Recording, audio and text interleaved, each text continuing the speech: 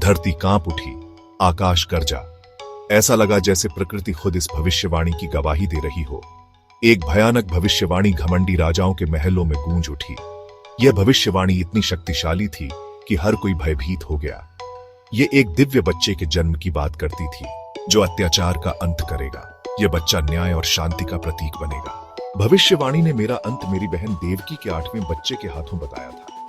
यह सुनकर मेरा दिल दहल गया। मथुरा का राजा कंस कांप गया। उसकी आंखों में डर साफ झलक रहा था। डर उसके दिल को कुतर रहा था। वह हर पल इस डर में जी रहा था कि भविष्यवाणी सच हो जाएगी। वह डर के मारे पागल हो गया और उसने देवकी और उसके पति वसुदेव को कैद कर दिया। उसने सोचा कि इससे वह भविष्यवाणी को रोक सकेगा। उसने भविष्यवाणी को मिटाने की कसम खाई। उसने ठान लिया कि वह किसी भी कीमत पर इसे पूरा नहीं होने देगा।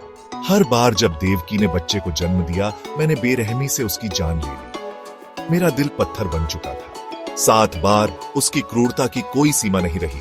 वह निर्दयता की हदें पार कर चुका था। दुनिया डर के मारे देखती रही। हर कोई उसकी क्रूरता से भयभीत था।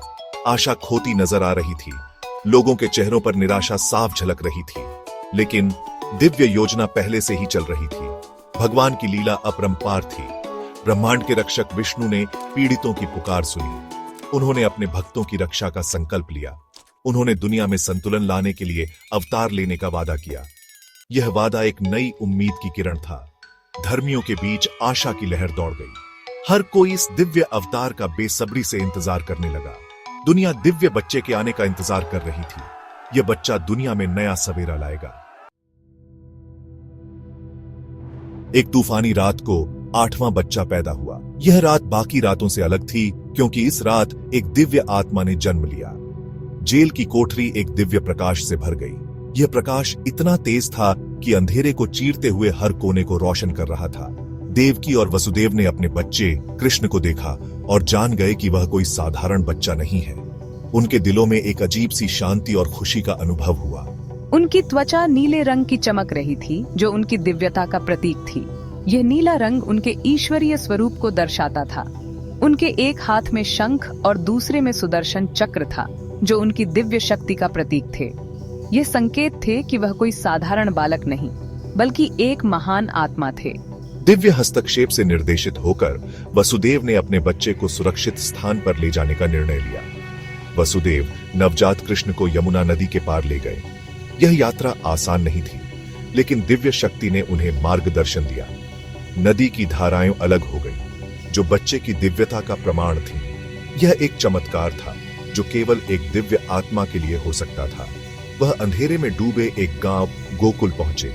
यह गांव शांत और सरल था, लेकिन इस रात यह एक महान घटना का साक्षी बनने वाला था। वह अपने भरोसेमंद दोस्तों नंद और यशोदा के घर पहुंचे। यह घर अब एक दिव्य आत्मा का निवास बनने वाला था। वहां उन्होंने अपने बेटे को हमारी नवजात बेटी से बदल दिया। यह एक गुप्त और महत्वपूर्ण कार्य था, जो भविष्य को बदलने वाला था। वह कृष्ण को उनकी प्यार भरी देखभाल में छोड़कर मथुरा लौट आए। यह एक कठिन निर्णय था, लेकिन वसुदेव ने अपने कर्तव्य को निभाया। गोकुल के साधारण ग्वाले समुदाय में एक नई कहानी की शुरुआत हो रही थी। दिव्य राजकुमार कृष्ण ने अपनी सांसारिक यात्रा शुरू की। यह यात्रा अद्वितीय और असाधारण होने वाली थी। वह अपने असली वंश से अनजान अपने पालक माता पिता के प्यार में पले बढ़े। यह प्रेम और देखभाल उनकी दिव्यता को और भी निखारने वाला था। गोकुल में कृष्ण का बचपन हंसी, शरारत और चमत्कारी कारनामों से भरा था। उन्होंने अपनी नटखट हरकतों से सभी को मोहित कर लिया।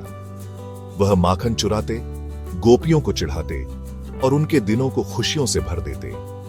लेकिन उनके मासूम चेहरे के पीछे अपार शक्ति छिपी थी। मैंने कंस द्वारा मुझे नुकसान पहुंचाने के लिए भेजे गए राक्षसों को वश में किया। उन्होंने एक दुष्ट दाई का रूप धारण करने वाली राक्षसी पूतना का जीवन चूसकर उसे नष्ट कर दिया। उन्होंने अपनी छोटी उंगली पर गोवर्धन पर्वत को उठाकर देवताओं के राजा इंद्र द्वारा भेजी गई मूसलाधार बारिश से ग्रामीणों को आश्रय प्रदान किया। हर कृत्य ने उनके दिव्य स्वरूप को प्रकट किया। वह निर्दोषों के रक्षक, बुराई के विजेता थे। उनकी प्रसिद्धि दूर दूर तक फैल गई। उनकी बहादुरी और करुणा की कहानियां पीढ़ी दर पीढ़ी कथाओं के रूप में चली आ रही हैं। जैसे जैसे कृष्ण युवा होते गए, उनका दिव्य आकर्षण सभी को, खासकर राधा को मोहित करता गया। उनकी प्रेम कहानी, भक्ति और लालसा का एक शाश्वत नृत्य, आत्मा की ईश्वर के प्रति तड़प का प्रतीक बन गई। कृष्ण के लिए मेरा प्यार शुद्ध और निस्वार्थ था। हमारा प्यार भौतिक दायरे से परे था।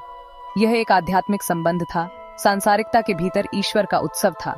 चुराई हुई नजरों और चिढ़ाने वाले शब्दों से भरी उनकी चंचल मुलाकातें, प्रेम और लालसा की पौराणिक कहानियां बन गई। अपनी बांसुरी से मैं दिव्य प्रेम का अवतार बन गया, सभी हृदयों को अपनी ओर आकर्षित करता रहा। उन्होंने दुनिया को सिखाया कि प्रेम अपने शुद्धतम रूप में आत्म साक्षात्कार का मार्ग है। कंस के जासूस कृष्ण पर नजर रखते थे। वे हर समय छिपकर उनकी गतिविधियों पर नजर रखते थे। उनकी हर हरकत की रिपोर्ट कंस को देते थे। वे मेरे पास वापस रिपोर्ट करते थे, जिससे मेरा डर और गुस्सा बढ़ता जाता था। हर नई रिपोर्ट के साथ मेरा दिल और भी ज्यादा घबराने लगता था। कृष्ण की बढ़ती शक्तियों की कहानियों से परेशान कंस ने उन्हें मारने के लिए राक्षसों की एक बौछार कर दी। हर राक्षस को भेजने के पीछे उसका एक ही मकसद था, कृष्ण का अंत। हर राक्षस पिछले वाले से ज्यादा ताकतवर था, हर कोई एक दुर्जय दुश्मन था, लेकिन कृष्ण ने हर बार उन्हें पराजित किया। लेकिन कृष्ण ने अपने चंचल व्यवहार के साथ उन सभी का अटूट साहस और ताकत से सामना किया। उनकी मुस्कान और आत्मविश्वास ने उनके दुश्मनों को और भी ज्यादा परेशान कर दिया। मैंने सर्प कालिया को चतुराई से हराया और जहरीली नदी को साफ किया। यह एक बड़ी जीत थी जिसने सभी को चौंका दिया। उन्होंने राक्षसी बैल अरिष्टासुर से कुश्ती लड़ी और उसे मार डाला। यह एक और उदाहरण था कि कृष्ण कितने शक्तिशाली और निडर थे। मैंने अपने रास्ते में भेजी गई हर बुरी ताकत को हरा दिया।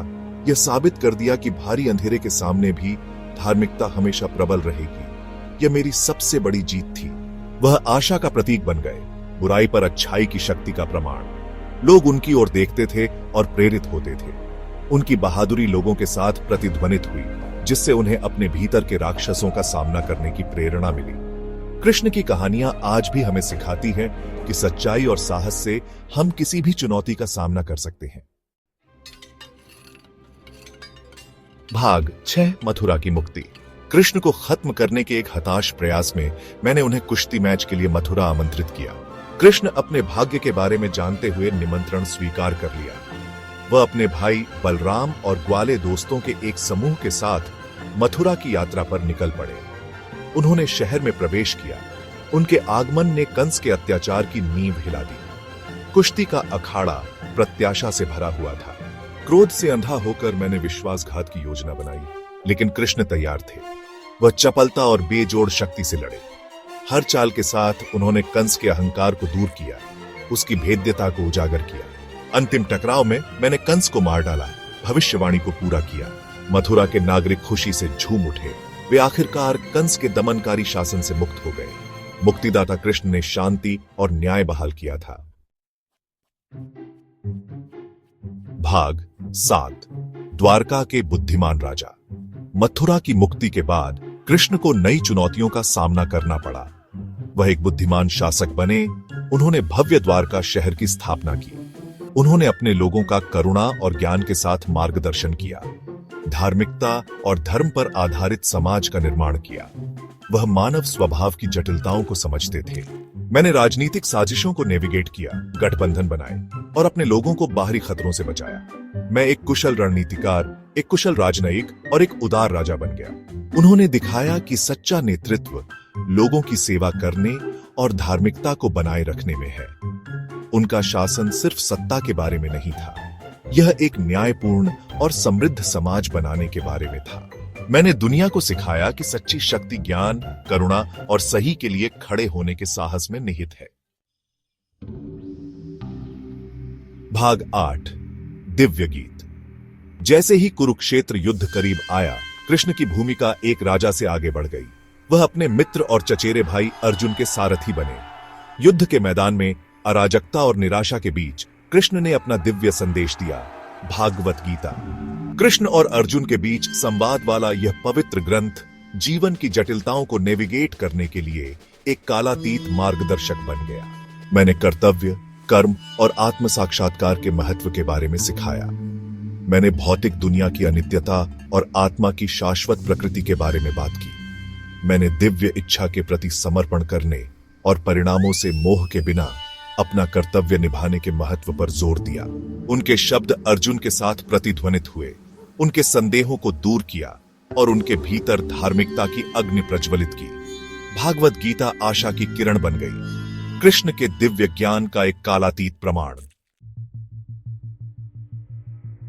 भाग 9, अनंत बांसुरी गीत। दिव्य बांसुरी वादक कृष्ण ने अपनी सांसारिक यात्रा के दौरान कई भूमिकाएं निभाई। एक शरारती बच्चा, एक प्यार करने वाला साथी, एक निडर योद्धा, एक बुद्धिमान शासक और एक दिव्य मार्गदर्शक। उनका जीवन लीलाओं का एक सिम्फनी मानवता पर एक चिरस्थायी प्रभाव छोड़ गया। उनकी कहानियों ने प्रेरणा देना जारी रखा, अनगिनत आत्माओं को मार्गदर्शन और सांत्वना प्रदान की। मेरी शिक्षाएं, विशेष रूप से भागवत गीता, समय और सांस्कृतिक सीमाओं को पार कर गईं। पीढ़ी दर पीढ़ी आध्यात्मिक साधकों के लिए गहन ज्ञान प्रदान करती रहीं। उनकी बांसुरी की ध्वनि गूंजती रही, उनकी दिव्य उपस्थिति की निरंतर याद दिलाती रही। वह प्रेम, करुणा, ज्ञान और धार्मिकता के शाश्वत प्रतीक बन गए।